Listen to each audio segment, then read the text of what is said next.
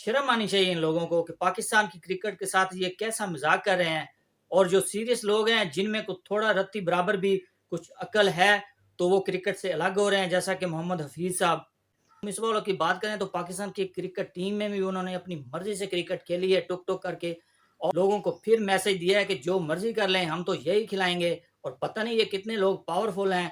अस्सलाम वालेकुम, welcome to sports जेके जी। तो आपको बताते चलें कि जब से इंजमाम उल हक साहब ने पाकिस्तान क्रिकेट टीम का स्क्वाड बोतल से बाहर निकाला है, सभी हैरान होकर पीछे हटकर हैरानी से देख रहे हैं कि ये क्या हो गया है। और ये तो वही टीम निकली है जो एशिया कप में बुरी तरह हार के आई है। सभी ये उम्मीद लगाकर बैठे हुए थे कि पाकिस्तान की क्रिकेट टीम में कोई नई तब्दीली आएगी और जो आउट ऑफ फॉर्म खिलाड़ी हैं वो बाहर जाएंगे, घर जाकर बैठकर देखेंगे मैच को। लेकिन वो तो वर्ल्ड कप खेलने के लिए भारत जा रहे हैं और सभी इसी को लेकर बहुत ही परेशान हैं। और ये पाकिस्तान क्रिकेट कि मैनेजमेंट कमेटियां और ये सिलेक्शन कमेटियां क्या कर रही हैं। जब इनको किसी खिलाड़ी की परफॉर्मेंस ही नजर नहीं आ रही तो फिर छोड़ दें बाबर आजम पे, वो अपनी दोस्तियों के हवाले से सारी टीम को खुद ही हैंडल कर लेंगे जैसे अभी उन्होंने किया है। और बाबर आजम खूब दोस्तियां निभा रहे हैं और उन्होंने सभी खिलाड़ी जो आउट ऑफ फॉर्म है एशिया कप में, जिन्होंने बिल्कुल जीरो नाकस कारकर्दगी है, बिलो द बेल्ट होकर खेले हैं, उनको भी रिटेन किया है। शर्म आनी चाहिए इन लोगों को कि पाकिस्तान की क्रिकेट के साथ ये कैसा मजाक कर रहे हैं। और जो सीरियस लोग हैं जिनमें कुछ थोड़ा रत्ती बराबर भी कुछ अकल है तो वो क्रिकेट से अलग हो रहे हैं, जैसा कि मोहम्मद हफीज साहब। वो कोर कमेटी से उन्होंने इस्तीफा दे दिया है क्योंकि उनकी बात को नहीं माना जा रहा था। उन्होंने सारी कारकर्दगी का कच्चा चट्टा निकाल कर पाकिस्तान ने जो एशिया कप में किया है वो सारा निकाल कर रखा है। मोहम्मद हफीज ने कमेटी के सामने अपनी तजावीज़ रखी कि सरफराज अहमद और माद वसीम को टीम में शामिल करना चाहिए और जो आउट ऑफ फॉर्म खिलाड़ी हैं उनको घर भेजना चाहिए।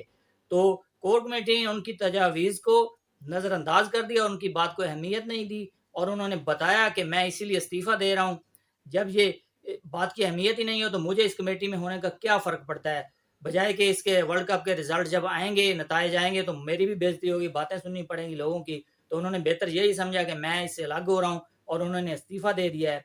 मिसबा उल हक की बात करें तो पाकिस्तान की क्रिकेट टीम में भी उन्होंने अपनी मर्जी से क्रिकेट खेली है, टुक टुक करके, और उन्होंने कोई लोगों की बातों का असर नहीं लिया कि लोग क्या कह रहे हैं। उन्होंने अपनी तर्ज की क्रिकेट खेली थी और अब वो मैनेजमेंट कमेटी और कोर कमेटी में शामिल हैं तो वो अपने ही फैसले करवा रहे हैं, पुराने खिलाड़ियों को रिटेन कर रहे हैं और उन्हें नहीं पता कि इसका रिजल्ट क्या आएगा। लेकिन वो वही चाहेंगे जो उनका दिल करेगा।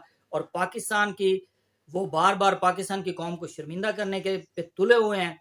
और पाकिस्तान की जो हार हुई है एशिया कप में बुरे तरीके से, उससे उन्होंने कोई सबक नहीं सीखा और वर्ल्ड कप में भी उन्होंने वही स्क्वाड रिटेन करके लोगों को फिर मैसेज दिया है कि जो मर्जी कर लें, हम तो यही खिलाएंगे। और पता नहीं ये कितने लोग पावरफुल हैं कि इनकी कोई बात टाल नहीं सकता। और बाबर आजम है कि वो अपने दोस्तों को खिलाए जा रहे हैं और शादाब खान की नाकस परफॉर्मेंस के बावजूद उनकी जो है नायब कप्तानी वो बरकरार रखवाया गया। उसको जबरदस्ती बार बार मीटिंग में वो कह रहे थे कि शादाब खान की कप्तानी को रिटेन करना चाहिए, उनको नायब कप्तानी से नहीं हटाना चाहिए, ये मेरे फेवरेट प्लेयर हैं और ये मेरे मैच विनर हैं।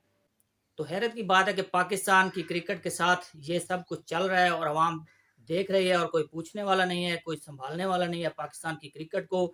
और हम तो ये दुआ ही कर सकते हैं, लेकिन एंड ऑफ द डे हम पाकिस्तान क्रिकेट टीम के साथ हैं और वो हमारे दिलों की धड़कन है और हम तो उसके लिए दुआएं करते रहेंगे चाहे वो जैसा खेलें। अब वर्ल्ड कप में भी हमारी दुआएं उनके साथ हैं और हम दुआ करेंगे कि वो अच्छी परफॉर्मेंस दें, चाहे वो नीदरलैंड के खिलाफ खेलें या किसी बड़ी टीम के खिलाफ, तो हमारी दुआएं तो उनके साथ रहेंगी और वो घर जीत कर आएँ।